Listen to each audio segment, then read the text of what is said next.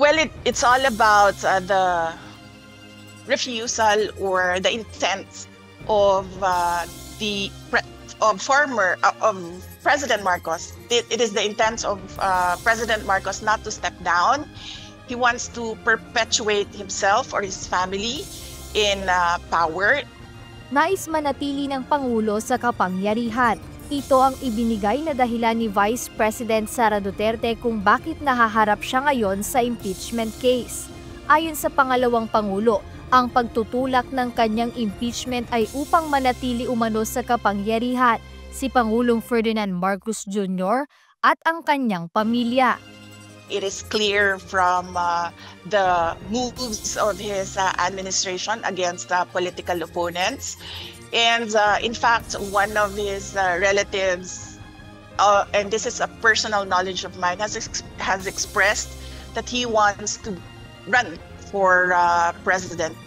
Ipinaliwanag din ng Vice Presidente na sa kanyang perspektibo sinimulan ang impeachment matapos mabigo ang People's Initiative na naglalayong amyendahan ang konstitusyon. Mayroon din umanong tumatrabaho para sa pagpapapirma ng Articles of Impeachment. Ayon pa kay VP Sara, paraan aniya ito para maalis siya bilang frontrunner sa 2028 presidential race, lalo na at siya ang nangunguna sa survey. One particular member of the House of Representatives already said publicly that there was money in exchange for the signatures in the articles of impeachment.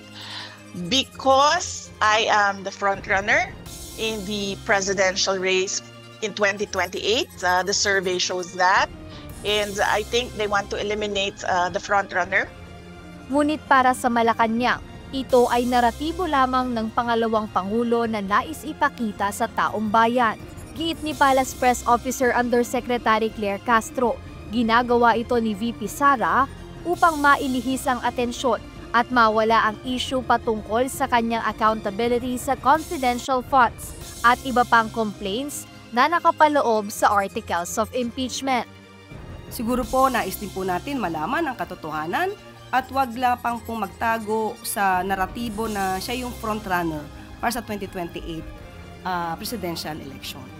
At sabi nga natin, kapag ikaw ay taong bayan, ikaw ay taong gobyerno at public servant ka, obligasyon mo na ipakita lahat at sagutin ang mga issue na kakapalooban mo o nasa kakasangkutan mo. So, ina-expect po natin yan kay VP Sara dahil talagang mukhang diversionary tactic po ito. Hiling din ng Malacanang sa Vice Presidente na mag-ulat sa bayan kaugnay ng pag-alis nito sa bansa, lalo kung ito ay may kinalaman sa trabaho ng Office of the Vice President. Jedne Resina, UNTV News and Rescue. Diyos ang aming sandigan, serbisyo publiko ang aming pinahahalagahan.